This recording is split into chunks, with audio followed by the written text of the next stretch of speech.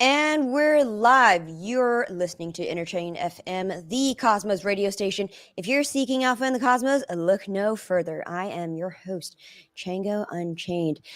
If you're watching right now, stay tuned to the very end because that is when we will be announcing the Women from Cosmos whitelist giveaway winners. There were 2 slots, so stay tuned. Today, I have the pleasure of speaking with Kwon and Ricardo, who are core contributors of the Desmos network. Desmos, as you know, is a decentralized social networking platform, and it is Cosmos's answer to Ethereum's ENS. Or that's the goal. They're leveraging the Desmos blockchain to host a social networking platform. We're going to get into it. Kwon, Ricardo, welcome to the show. Do you want to give an intro about yourselves? And then we'll get into some current events. Hi everyone, I'm Kwon. I'm the co-founder and CTO of Fobo, and we initiated Desmos Network. We are a validator on some some Cosmos networks, and yeah, we keep building stuff around Cosmos. Hi everyone, my name is Ricardo. I'm the tech lead at Desmos, and as Chango said, it's like a blockchain made to create social networks. So in there, I just take care of development stuff, coordinating new features, upgrade, fixing bugs, and all that stuff. Very cool. Welcome. And, speaking of social networking, today, Mr. Musk announced that he is doing a takeover of Twitter stock. He's going to buy up 100% of the shares, take the company private, and then we'll see from there. What do y'all think about that? Well, I think that is hilarious. So Elon Musk would like to buy out Twitter and then make it a private company, but well, he would like to do that because he think Twitter has to be transformed, and he mentioned yeah, like freedom of speech or and then it's like contradicting what he is going to do, and um, well, in my opinion, I think as long as the company or the network or the social network is belongs to a single company or the social graph belongs to a single company, then actually the end users don't have any control. So yeah, that's pretty funny. Yeah, I mean, that's a general issue with Web 2. And so, I mean, we're going to talk about how Web 2 is slowly evolving into the Web 3 context where we could possibly have portable social graphs. Yeah, but for now, it's really funny. There seems to be a watershed moment for Twitter now that Mr. Musk is coming in to defend free speech from the Twitter hall monitors that have done so much censoring the last couple of years. But hey, it's a private company, right? If he owns 100% of the shares, he could do whatever he wants. Yeah, So exactly. all And the he people that have actually been taking deplatformed can come back. yeah, and actually he is taking over like he's controlling what we are going to talk. Like he's controlling what we can do. So yeah, this is not the way for freedom, for openness. Mm-hmm. Well, yeah. So I mean, he's someone that actually, is a purveyor of free speech. So I actually would imagine that the entire content moderation team would get fired, or they would leave on their own will. So there wouldn't be any moderation to speak of. Okay, Yeah, I think. but yeah, sorry. Sorry, I only think that there is one main problem with current Web 2 and how it's doing and how it's dealing with free speech, which is how are you going to support completely free speech and even like hate content and all that stuff when you also have advertisers that need to pay for your social network to be like to be profitable? So how is he going to deal with that? Yeah, so that's those are the topics that we are going to unpack on this episode, which is the problems with social networking and building a successful platform, and what it takes. Because the biggest problem with Web 2 is this question of, well, how do you do content moderation? Mhm. So if you're a completely decentralized platform, how do you actually do content moderation? Like how are you going to prevent criminal content from entering your platform? And then where does the line end? Right? It's things that are borderline criminal, like child porn, to saying mean things on Twitter or saying Right. mean things on Desmos. Where do you draw the line? Yeah, right. So on Desmos is totally permissionless, so anyone can like post anything on Desmos network. But we have a function that the end users can report any unpopular or um, they can report the content, and then we basically let that function to the dApps developers to consider whether they should display those contents. So yeah, so we basically would like to have a decentralized like consensus on what contents they should be displayed on different applications on the front end. I think it's like the best thing to do is probably compare Desmos to the internet. You're allowed to post anything there. It's just those who display the contents that decide whether or not the users should see it. So we're pretty much doing the same thing. We're allowing users to post everything, and we're allowing also users to report everything. And it's going to be what we call the subspace owners or subspace moderators, which subspace inside Desmos is like its own private space that an application uses inside Desmos. We're allowing subspace moderators to decide whether or not that content should be removed or should be kept. We will probably see completely free subspaces inside Desmos, which allow you to post any kind of content. And we will also see more strict subspaces, which do not allow you to post a certain content. So it's going to be a responsibility, and it's going to be left to the user to decide which subspace that he wants to join and he wants to see the content of. But it's going to be very much like internet. Internet allows you to send any kind of content. It's up to you whether you want to see it or not. Okay, let me just ask you a couple questions. What is a subspace? Is it like a subreddit? And how does one create and manage a subspace? Who gets the right to? And what goes on the blockchain? So a subspace, it's pretty much like a subreddit. So you have your own section with moderators and admins and etc.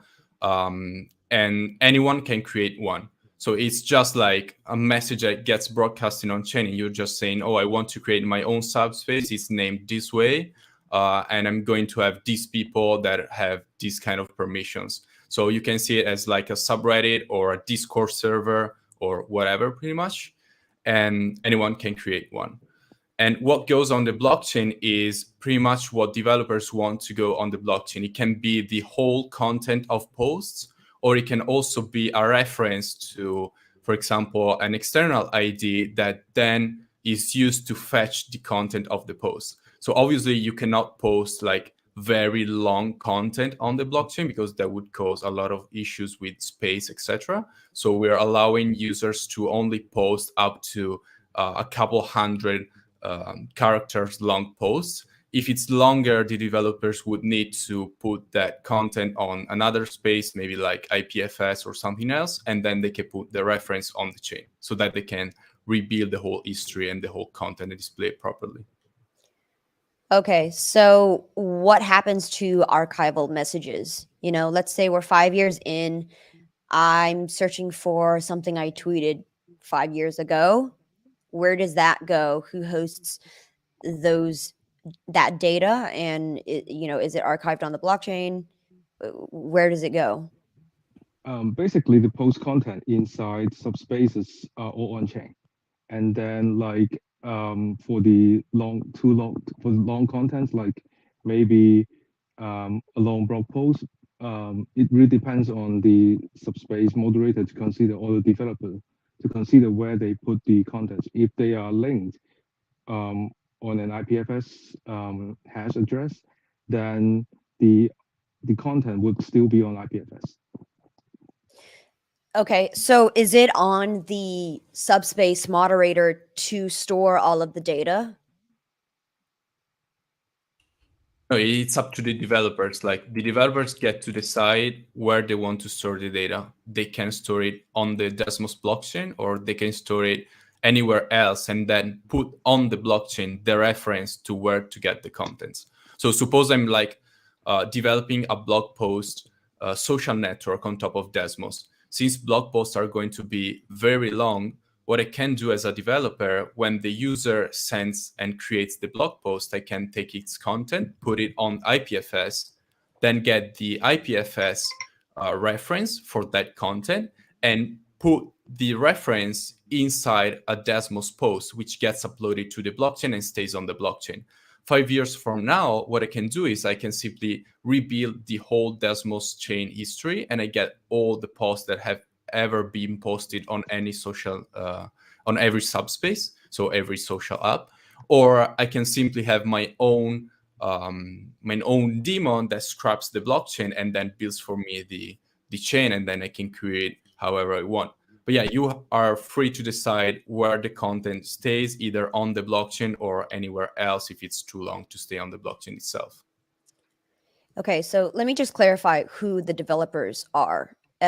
From what I'm hearing, the developers are people who are launching an app on Desmos, an app Mhm. in the form of a subspace. Mhm. And that would be basically a team that runs the subspace, and they basically own, run, and maintain all of the historical data and future data of that subspace. The data is stored, yeah, the data is stored wherever they want, but we need to clarify that Desmos is not built to be a single blockchain. It's built, a single social network. It's built to be a protocol that allows you to create different social networks. So suppose you want to create a decentralized social network, but you do not want to launch your own blockchain, then you can come to Desmos and say, oh, I want to launch my application.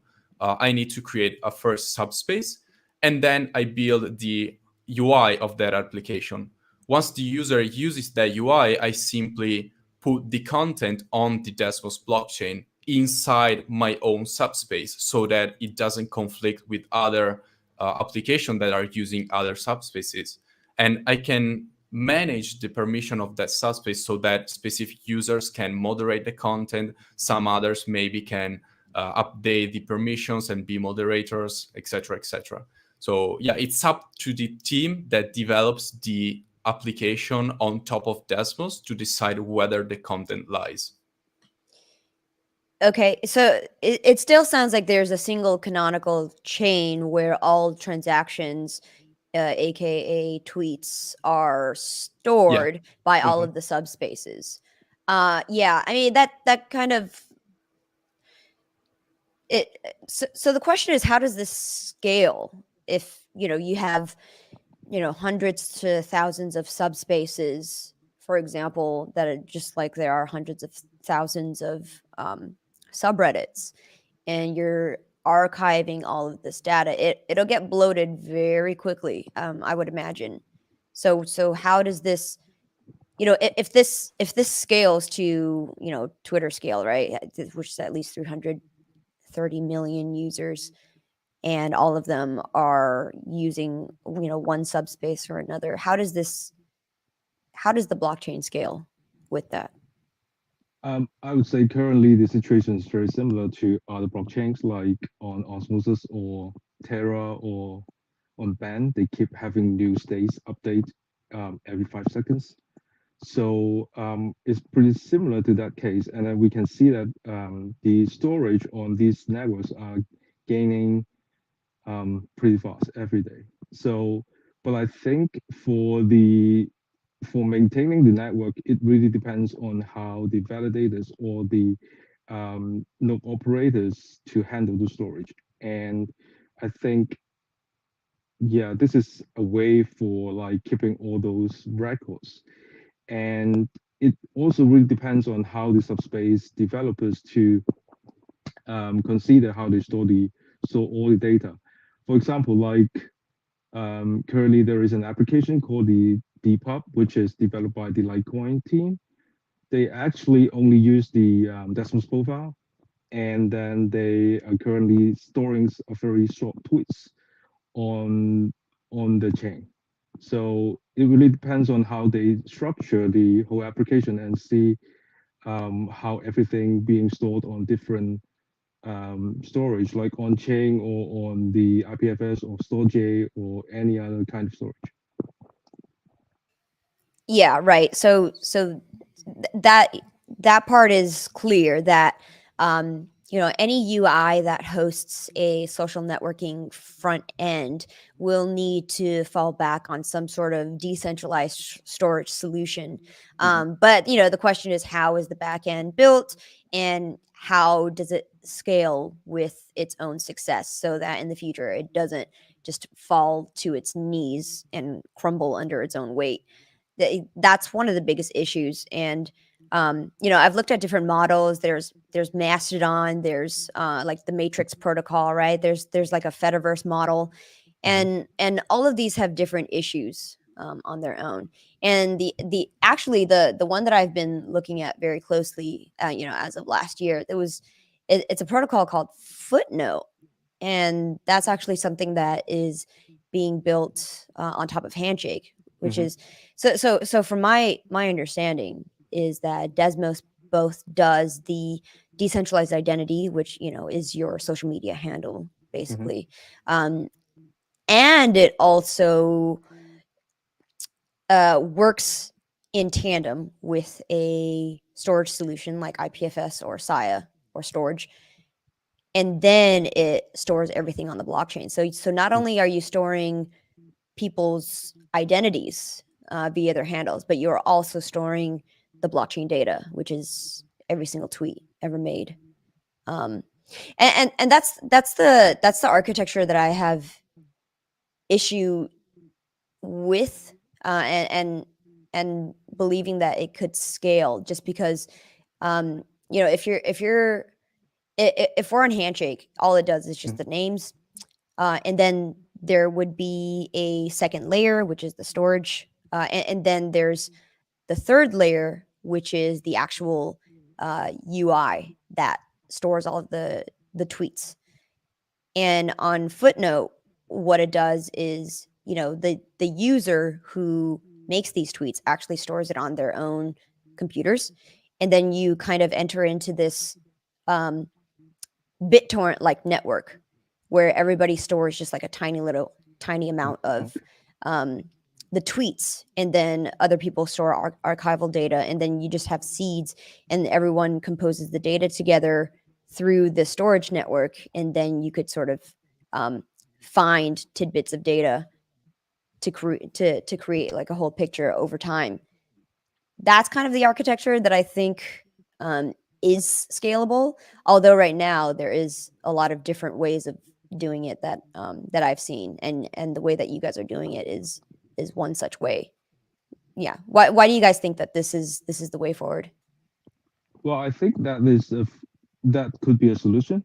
And currently on Desmos, we rely on Cosmos SDK, and that is why we actually store the data in the Cosmos way.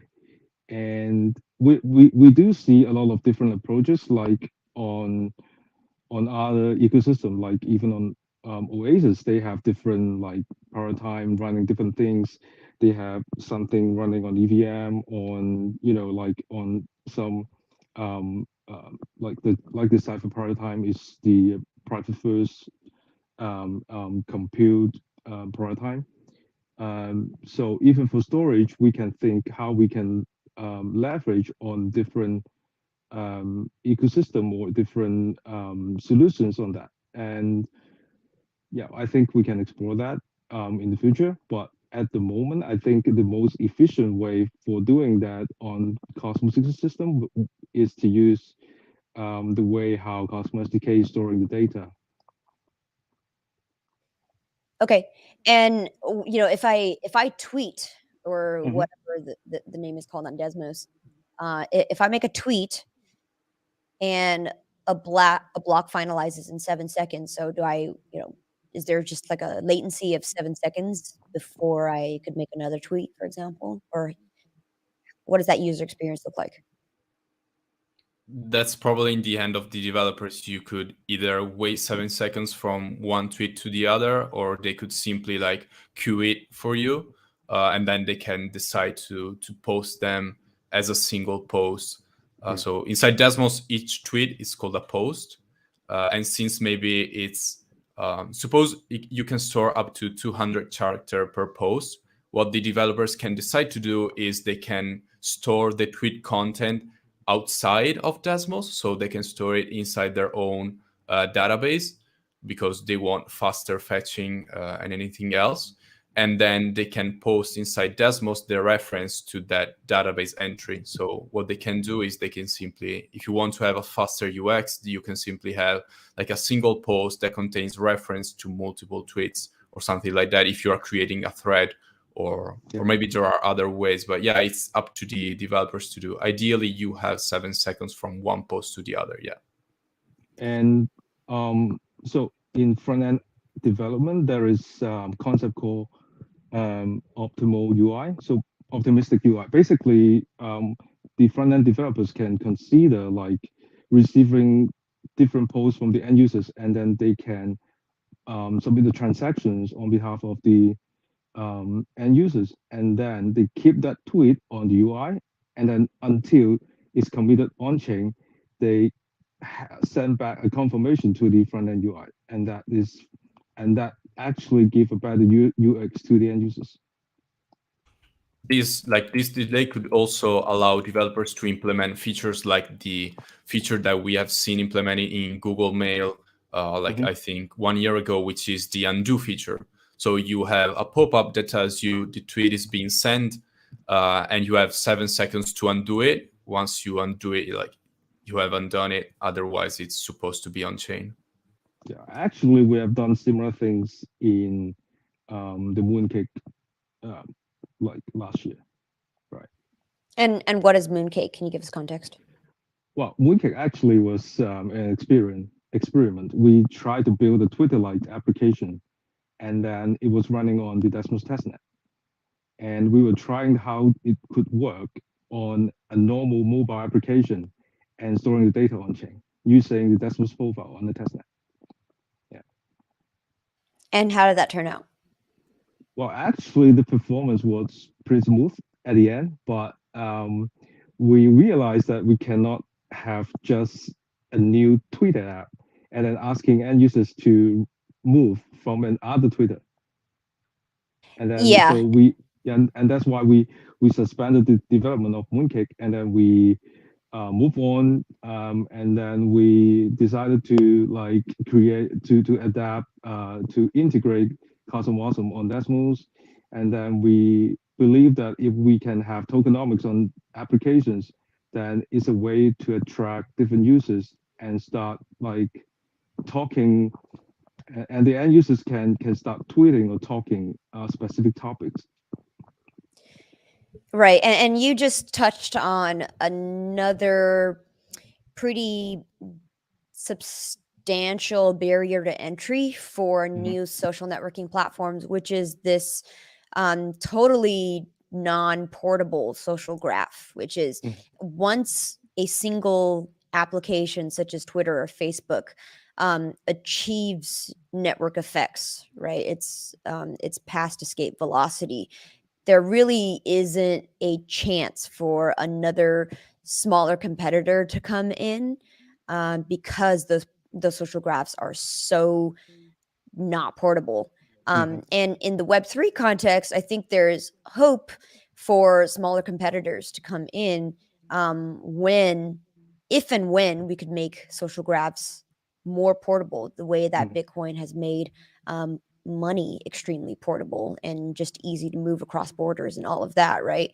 It no longer is limited to just one app because people could seamlessly switch between UIs. I mean, because what is Twitter? Twitter is just effectively one UI. and it just is one single company that stores and owns all of your data. And in the future, if it's sort of, if we're talking about a Web3 where users are the ones that own their data because they are the ones that are hosting and serving content, then the paradigm sort of shifts and takes power away from these monolithic companies, and we take back power as the users who are storing our own content. But that problem isn't solved yet until we can solve the issue of seamlessly moving social graphs, right? Okay. Right. Yeah. So that being said, now that we know that subspaces are basically managed by the development teams of, you know, whoever that runs a subspace, you know, what do you do if a user complains that, you know, one subspace is censoring, or another subspace has just explicitly illicit activity? You know, it's just like hosting child porn or whatever. You know what? And what happens? I think the blockchain itself is totally open, and I think for like, but for content wise, or like how to deliver the content, it really depends on the jurisdictions of, you know, it really depends on different jurisdictions of the applications, and we cannot control how people use those content if we keep the blockchain open, right? So we give back the rights of the control to the end users, and if they think that like a particular subspace is not doing well, they can like switch to another one, or they can just leave, and then, you know, like, yeah, this they can just switch to other subspace using other apps. Yeah, that's very similar to you how to like to how you use applications um on Web2, right? Or maybe what they can even do, they can simply use another UI that does not display such content. So for example, if you have a subspace which allows to post for child porn and you are against that, you can use another UI which relies on the same subspace data but filters out those contents. And if such UI has an advantage, like has more users than the original UI, probably developers, if they want to maybe monetize on the UI itself, they will start implementing content filters or something like that. So it's about auto moderation inside the subspace itself. One subspace might even decide to have its own governance and decide and allow users to decide whether to remove or not a content. So each time a content maybe gets reported like 10 times or 100 times, then a governance proposal inside that subspace is created. And as soon as the governance passes, the smart contract that deals with governance inside that subspace can delete the contents. Maybe this is another way of doing things. One thing is that we are not going to moderate the subspaces itself.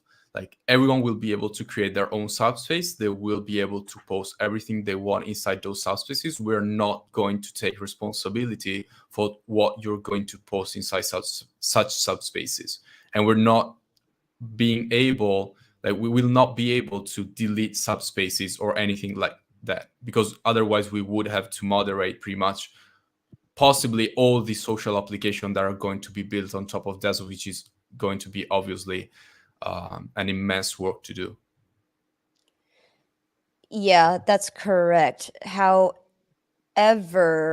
when you say that a particular tweet, for example, has been reported multiple times, and then governance comes and votes to remove it or delete it, as you say, what does that mean? That means governance has intervened, and you're literally removing it from the blockchain via a hard fork. Is that what you're talking about, or what do you mean? Because, you know, once something's on the chain, it's immutable unless you do a hard fork and basically reorg that tweet out, or that post. Sorry. Well, of course, we can change the state of that particular post, but yeah, the transactions was there, the block was there. So yeah, if the end users have to track those transactions, they can still see those contents inside the transactions, but the state can be changed. It's very similar to other governance, like how we update a parameter on chain. Yeah, so via a hard fork, like you're literally upgrading the chain and removing that. Like you're reverting the chain state back to back to before that tweet was made. It's No, no, not no, an no. actual No. R fork. It's just like the Cosmos SDK allows, like, you need to consider that each chain has a state for each height, and the state at that height contains all the data that can be queried from the chain. So if you delete something at the next block, you will not be able to query it again. In order to get the content of that post that gets deleted at chain, suppose a post gets deleted at height 100, then at height 101, if you query that post, the chain will tell you that that post does not longer exist. If you want to get the content of that post, you would have to query all the transactions that have been made since Genesis up to height 100 in order to be able to get the content of that post. But once the post gets deleted from the current state of the blockchain, you are no longer able to query it. So it's theoretically possible to get all the deleted posts, but that will require each user to go individually, like through all the chain history and rebuild everything that has been done up until the post gets deleted. And I Okay, think it's quite so important that the application UI have to display the correct content of a blockchain. okay, just so I'm understanding correctly, so at height 101, you basically make the content at height 100 no longer queryable, and so all the UIs basically are upgraded to reflect that change. And so, but if I'm running a new node and I want to see what's in block 100, it's still there. I just have to catch up to where the content is. Yeah. Okay. That's how blockchain works. It's pretty much like how Cosmos Hub governance proposals or other governance proposals work on the Cosmos SDK. Like, you put on vote a governance proposal, and as long as as long as that proposal is still in voting period, the proposal exists on chain. But once the proposal passes or gets rejected, that proposal is deleted from the state. So if you try to query, for example, the latest Cosmos Hub upgrade proposal that has been made today from one, like a node, you will not be able to query it. You will simply get that that proposal does no longer exist because it gets removed from the state, either when it's rejected or when it's approved. Yeah, and that's because you have a new snapshot every time you upgrade the chain. No, that's not No. necessary. Like You for with basically have okay. If you're automatic talking on-chain about upgrade proposal, it doesn't happen. Like, you do not have a snapshot each time the proposal passes. Like, even if you make a parameter change proposal and the proposal passes, the parameters on chain are updated, like the staking rewards or the commission or anything else, but the proposal gets deleted from the state. The change happens, but the proposal gets deleted, and there is no hard fork or anything like that. Okay. Are we defining hard fork in the same way that once the change is made and all of the nodes have upgraded, that any node that is running the old software is no longer in the same network as the nodes that have upgraded? That's a hard fork, as in non-backwards compatibility. Yeah, that's a hard fork. And then, but we are actually talking about updating the state, which is not a hard fork. Okay. Which is the same as how we do, like, parameter change on Cosmos Hub. Yeah, like updating your account balances. That is a change state change. Okay. That's the same. Okay. So going back to the chain hosting possibly illicit content, what happens if somebody in your jurisdiction where the team is domiciled is, let's say, subpoenaed, for example, because they're saying that, okay, you're the developers of this chain and this chain has, criminal content.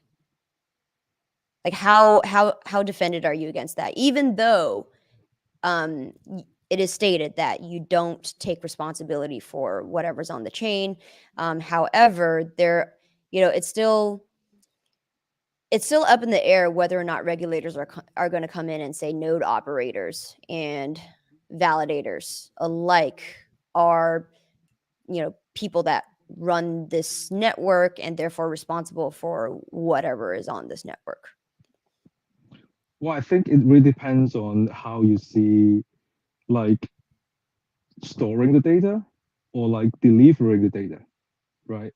So can you say that like maybe someone is hosting some pictures in their own computer? Can you say that that particular person is illegal at some certain jurisdiction? I don't know, but yes, that is. If it's so, on your computer, for example, yeah. So like if so your I really computer has child porn, yes, it's pretty clear cut there. I think this topic it's pretty much the same as the topic that has been talked about between Bitcoin developers in the last, I think, year, where you have seen an increasing number of Bitcoin core developers being that wanted to stop developing the Bitcoin core because they had jurisdiction that have come to them saying that Sure, they, yeah, it's I too think, risky to even yeah, develop for exactly. Bitcoin. So I think that probably we will ideally see the same thing if something happens to Desmos. Like if someone comes to me and they say you can no longer work on that because it hosts such contents, there will always be someone else who work on it, hopefully. So it's about having a decentralized team. It's about having a decentralized chain, and it's about decentralization. Like if you are decentralized enough, there will always be someone who continues your work if they believe in doing so. Okay, right.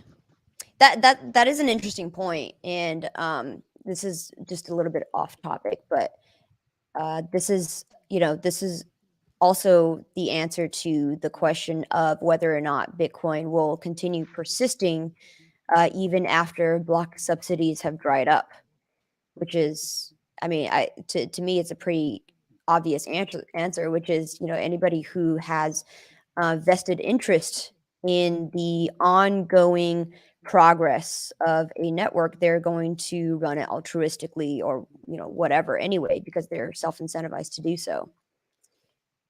So given that Desmos is going to be, hosting social media handles in the Interchain context, because, you're also Cosmos enabled, is it going to be siloed on the Desmos blockchain, or are you going to want other people to host their Desmos social media handles, across the Interchain?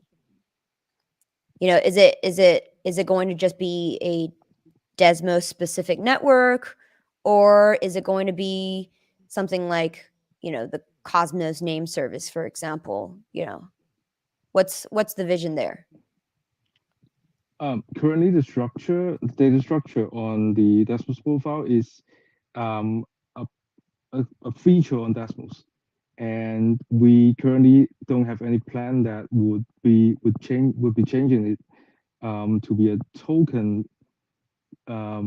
And so basically the Desmos profile is on Desmos, but we can connect to different chains because we store the crypto proof of different account on different chains, and we are also open to like connecting to Solana or Ethereum or any other blockchains. Okay. And how is this different from or similar to ENS, for example, and HNS and IOV star name? It's actually very, very similar to star name, but with the addition that we're not only allowing users to simply say, this is my, like in Desmos, we call them DTAG, so decentralized tags or Desmos tags. And you, like, if you want to create a profile, you need to have your own DTAG, which is going pretty much to be the same as your Twitter handle. So the username that users will use to tag you inside posts. And once you create your DTAG, you have a profile and you are allowed to connect it with different chains.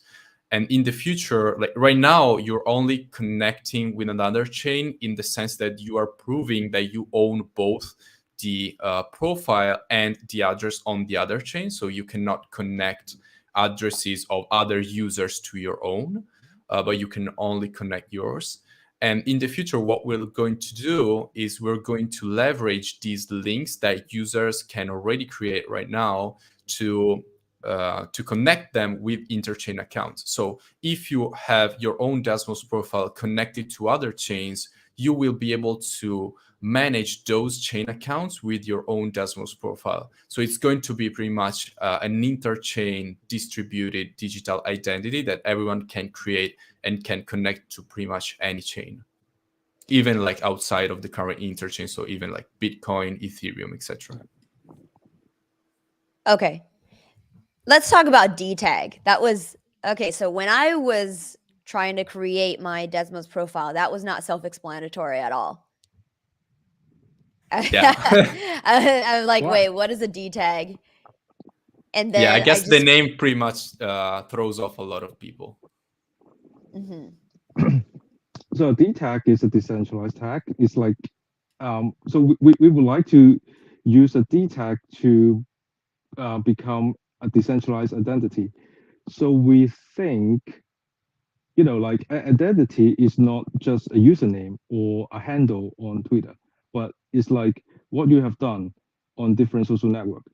So we think that by connecting different chains or different networks, you are actually connecting what you have done on different chains. For example, like if you connect your Cosmos Hub account to your DTAG, your Desmos profile, basically you are telling people that, okay, this profile actually represents the account on Cosmos Hub, which has like delegated to Forble or maybe has like participated in a governance proposal, right? Then that is a profile, that is an identity, that is what you have done on different like social network or different communities. And that is what we call a profile, but not just a name. Okay, but how does a DTAG track all of my activities? Or are you saying a DTAG is just a human readable name that is attached to my public key that has all of this activity?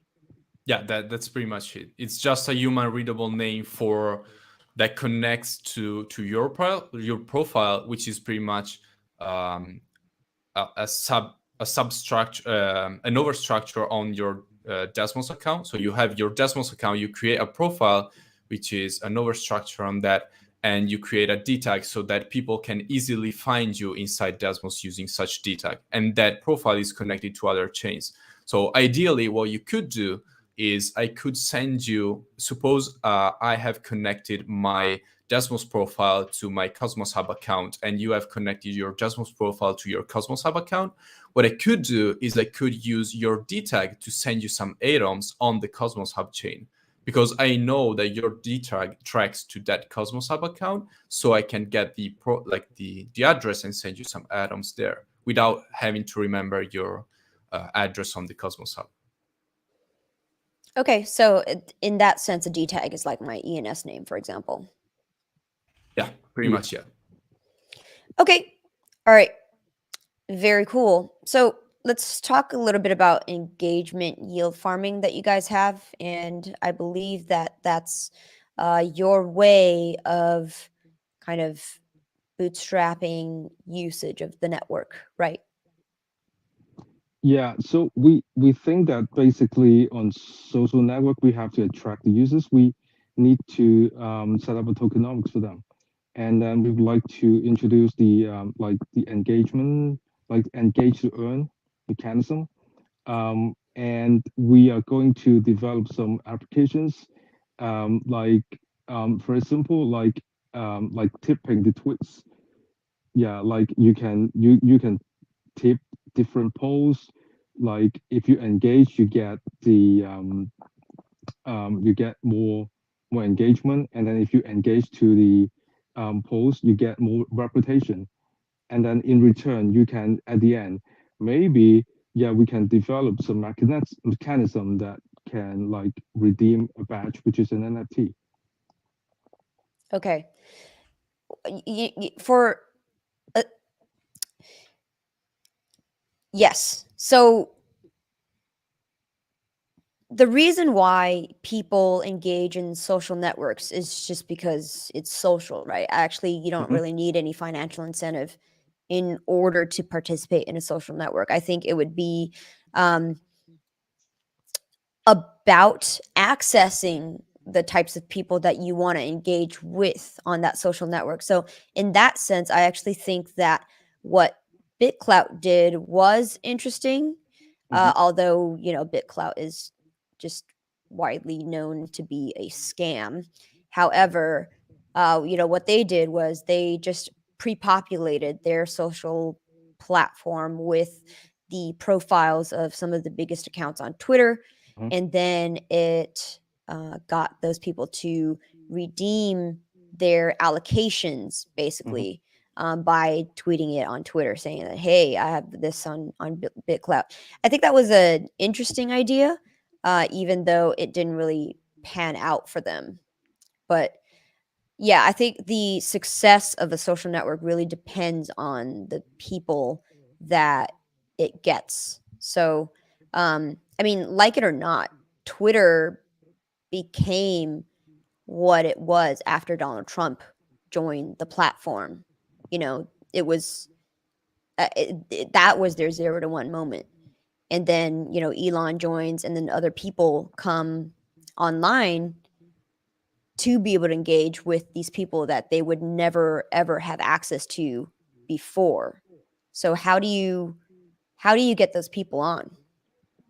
I think this Well, question actually relates a lot about the other question that the other topic we touched before, which is how you take people from existing social networks into your own social networks if you're just going to make copies of that. And I think that the what it should be done is not creating copies of existing social networks, but actually creating new social networks that provide users with features that cannot be developed with Web 2 technology. So, for example, with Web 2, it's very hard to send money from one person to the other if the first person does not have a bank account, because you cannot access internet like digital money with credit cards, etc. While in Web3, you have tokens. So what you could do if you are developing a social network there, once a user joins, you can give them some tokens and then allow them to earn more tokens through actions that they can perform inside the social network, and use those tokens as a currency inside the social network itself, or either allow the users to swap those tokens for money that they can spend elsewhere, so maybe other tokens or something like that. So I think it's about using the features that Web3 provides you with to create new social networks and bring people inside such social networks because they are interested in those features, not because they're interested in joining another platform that already exists and does the same things as someone that like Twitter or Facebook or whatever. So it's about leveraging Web3 features to create something from scratch, pretty much. yeah, and then we are not talking about like moving all those people from Twitter to another social network. For example, like we are actually thinking how to bootstrap and how to bootstrap a decentralized social network on crypto space. For example, like we have the Desmos profile for our validator, then actually across multiple Big Dipper, you can see that all formal validator or formal profile is actually linking to a single profile. And if we integrate a social like community on Big Dipper, then we can start chatting as formal, and other delegators they can start chatting as they are the delegator of formal. And then all these profiles are actually pseudo anonymous. We don't have to know if it's like a person on Twitter or on Facebook. And then the contacts on Big Dipper will be all related to that network or maybe related to a governance proposal. And then we don't have to switch to another platform. We can just chat while we see the proposal, while we see how the network works, right? Okay, so and this is contingent upon the front ends, like Big Dipper, for example, integrating Desmos profiles. Yeah. Okay. All right. Okay, so going back to the tokenomics, it sounds like the Desmos token DSM is used for tipping, is used for paying somebody for tweeting in this network or doing whatever activity you consider to be engagement. But Forble Ventures and the foundation both has a substantial amount of tokens, 25 million total, right? So if the tokens are being used for staking and for governance, doesn't that give Forble a lot of power in this network, even though it is run by a distributed network of operators? Yeah, you're right. And that is why we actually haven't staked most of our tokens. And we also don't actually vote on the governance proposal until maybe until we see a significant amount of vote has been voted. So basically, we try not to intervene the decision made by the validators or the token holders. And we also have a grant program that we would like to distribute the tokens to the development teams. Basically, DSM is the staking token and the governance token. And by using Cosmos, we can create different tokenomics on different applications, right? So actually, the Desmos grant program is trying to support developing teams to work on different applications on Desmos. Okay, how does this contend with the Web3 ethos of not just don't be evil, but can't be evil? Like the whole so the way that you achieve plausible deniability with regulators, for example, is that you really don't have any control over this network. But in the proof of stake context, where it is governed by your share of the voting power, that plausible deniability diminishes greatly the more stake that you have within this network. How do you reconcile that? Well, I think this is I think that is the truth, and I would say proof of stake actually introduce more centralized than proof of work. That's correct. And it really depends on how we use the power. And to me, there is no absolute solution for that. If we have to move away from proof of work, and if we have to stick on proof of stake, then yeah, that's the fact we have to face. And it really depends on how we use the power and how we have a common consensus on like how we respect to different token holders. Well, maybe 5 years from now, when hundreds of millions of people are using Desmos the way they are using Twitter, Elon will come in and buy up all your stake and turn it into a private company and then control the Desmos We network. don't know. We don't know. Actually, Full circle. if I'm not mistaken, even if he comes in and buys all 4 Ball shares, he will not be able to control the network because we do not own 34% of the voting power anyway. So he wouldn't be able to do anything. Well, yeah, and then he goes into the secondary market, buys up all the tokens in the network. Sorry, in the secondary market. It really depends if there is such liquidity. So even right now on Osmosis, the liquidity is pretty low, I would say. Yeah. Yes. But in 5 years from now, maybe it'll be pretty high. Okay, so all right, let's go to the questions from the audience. We're gonna start taking people's comments. Yeah, Leonardo Bragagnoli. I'm sorry. He's going to put meme dogs on Twitter. Finally, that's correct. I think that Elon's confidant is a Doge. You know, he just asks, he consults Doge, and he's like, what should I do today? Buy up Twitter in a hostile takeover? Arda Doger asks, what happens if this external reference point, which has been used for data storage, as an example, will somehow not exist anymore? Hardware damage, network problems, etc. Well, basically, it's the same as the existing NFT, right? If the NFT is pointing to a Google Drive or IPFS, if the JPEG image is not accessible, it's the same. You can't access to that JPEG image. And that's why it's left to the developers to decide where they want to store their contents, and also it's left to pretty much more knowledgeable users to understand what is being done with their content. So if the content is being stored inside IPFS, it's going to be really, really less probable that the content gets deleted or the reference gets deleted afterwards. While if you're storing the reference on AWS or anything else centralized, you're pretty much replicating what is Web 2.0 with some reference on the blockchain. So it's about knowing how the content is managed. And I think this is one also of the things that Web3 will allow users to do, is will force them to understand how the content is dealt with. So they understand how the privacy, how the data and everything else is dealt with.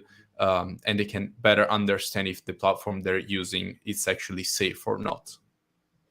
Yeah, I mean, the reality is, for now, I think most of that content is still stored on AWS, for example. But the hope is that we will start moving away in the future for where Web3 infrastructure is moving towards. Arda Doger, again, I'm sorry if I mispronounced it, says, yeah, on blockchain Desmos, you still have the information where the data tweets should be linked to, but how can user get to the end data in this case? They either just follow the reference, or they choose another substrate which stores the data in a place that they can easily reach to. So if someone is storing, like suppose that Twitter comes and wants to build the exact same thing they're doing right now, but storing reference on the Desmos blockchain, it's up to you to decide whether or not to use that platform, knowing that they're going to store the content inside their databases. So if you are scared that that content might get deleted from their own end part, then you simply swap and use another platform. And thanks to the fact that you will only have a single Desmos profile, which is going to be used across all the subspaces, it's going to be really, really easy to move from one platform to the other, because once you build your own social graph of connections, friends, etc., you can move that social graph across different subspaces because the profiles are going to be the same. So the portability is going to be huge, and users will be able to migrate from one platform to the other very, very easily. And that is going also to contribute to the different growth of social networks themselves. Taylor Martins asks, how are users able to post content that's viewable to their audience if governance continually censors content they post? I think this needs to be clarified a bit. Like, it's not about the Desmos governance that can censor content. It's about the governance within the subspace in particular. So when you create a subspace, you are the owner of that subspace. And as such, you can decide the rules of that subspace, pretty much like you're creating any other social network or application or whatever you prefer. So you decide the rules, and if you choose the rules to be that for each content that gets reported, you have your own governance that can vote whether to remove it or not. That's up to you. But it's not going to be something that is going to be implemented across all the subspaces by default. Like by default, when you create a subspace, you get to decide the rules. If you make it so that like suppose I want to build a Lennon wall on Desmos, so a social network where everyone can post anything without any kind of moderation. What I can do is I can create the subspace, and then I can assign the owner to be a non-existing account that no one owns. So in that case, no one will able to change the rules of that subspaces in the future, and anyone can do whatever they want. So it's up to you to know the rules of those subspaces. And since it's everything on chain, you can simply go and read it very, very clearly. Okay, I have another question. So this question is about reimagining the advertisement model because the internet radically changed the paradigm and the substrate in which advertising is done. So similarly, Web3 is going to probably do the same, right? To that environment. So I have some theories about how advertising is going to be changed, but I want to hear what you guys think. Well, I think we cannot remove advertisement in our current No, daily life, right? it's a So given it's not that possible. it will continue. Yes. Yeah, it will continue. So as a content viewer, I think by paying attention to the advertisement, the end users should be rewarded. So if you are being rewarded, then because actually you pay attention to that, and then you are actually giving your like social identity on such advertisement. So I think if we can create a model that the end user by paying attention to the advertisement, and then they can get rewards by doing that, we can actually eliminate a lot of issues currently exists in Web2 or in those advertising platforms that only a single company get all the rewards or all the payments by selling their end users. Yeah, it's not just about being rewarded though, is it? It is also about privacy. It's more about Mhm, choice and mhm, user sovereignty in that, exactly. if I and other users are the ones who take ownership and control over the data that we produce, Mhm, then I could choose to either keep it private or I could choose to monetize on it. exactly. And we could flip the paradigm on its head where humans are the sort of products in the web 2 space and we sort of become the controllers or the owners instead of the people who are the Yeah, recipients of because rent seeking. it's your own data, it's your own behavior. And then you should be able to control or decide whether you would like it to be a product or not. Or you would like to or maybe you would like to control how much data or what kind of persona you would like to sell as a product to monetize it, right? Or you can just keep them all private or don't engage or don't join any kind of reward system. Okay, so in this case, in the Desmos case, is the user themselves the people who control the data? But it sounds like to me it's not, right? It's the It's people open. who run the subspaces. Well, basically, the blockchain is open, and then the developer on the subspace, they set up the rules, and then they can, like in the space, they can actually change the rules by governance if they program like that.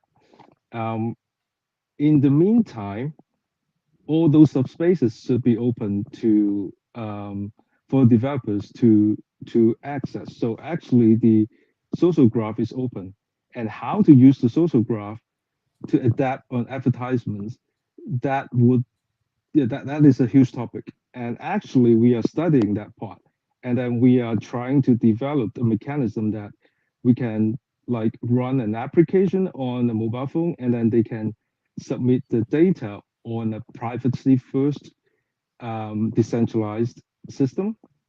Um, and then they can choose, they can control whether they would like to use that kind of data to be used on a on another system, which could be an ad exchange. And then by using that, they are actually trying to like I subscribe to these kind of advertisements. And then by reading those advertisements, the end users would pay back a share from the ad cost. Okay.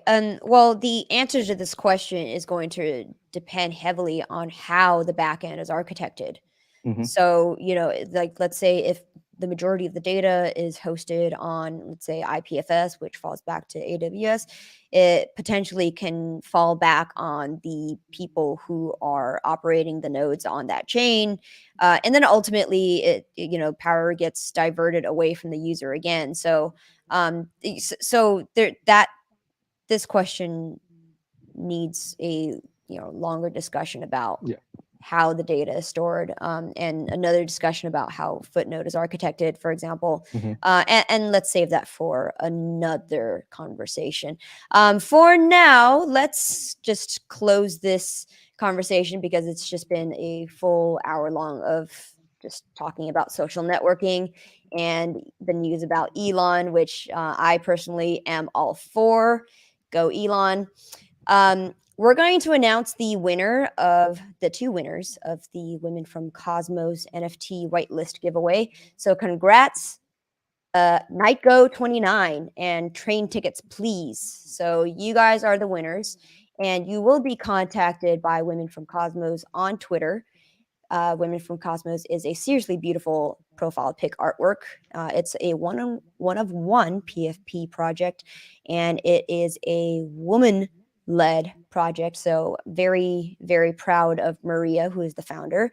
And she has made me a one-on-one artwork, and I am proudly donning it on my profile pic. And I did append my own laser eyes to it. So there you have it. She didn't draw that. So that being said, thank you everyone for tuning into Interchain FM. It's been another great conversation. Thank you, Quan and Ricardo, for coming on this podcast. Thank you, Brian, for helping me produce these podcasts. Be sure to subscribe to our YouTube channel so that you never miss an episode, so that you can stay up to date on the latest and greatest news coming out of the Interchain. Next Thursday, we do not have an episode scheduled, but I will be auctioning off some awesome Handshake top level domains. Most of them are single letter emojis, so they're going to be super rare. There may or may not be a blunt involved because it's going to be a 420 auction, so maybe you want to be there for that. And the week after, we are going to have an episode with the guys behind Nomad, with James Prestwich et al. We're going to talk about how they are building their interoperability solution between Cosmos and Ethereum. So stay tuned for that. Stay tuned for that. Stick around, and we'll see you in the next one. Bye.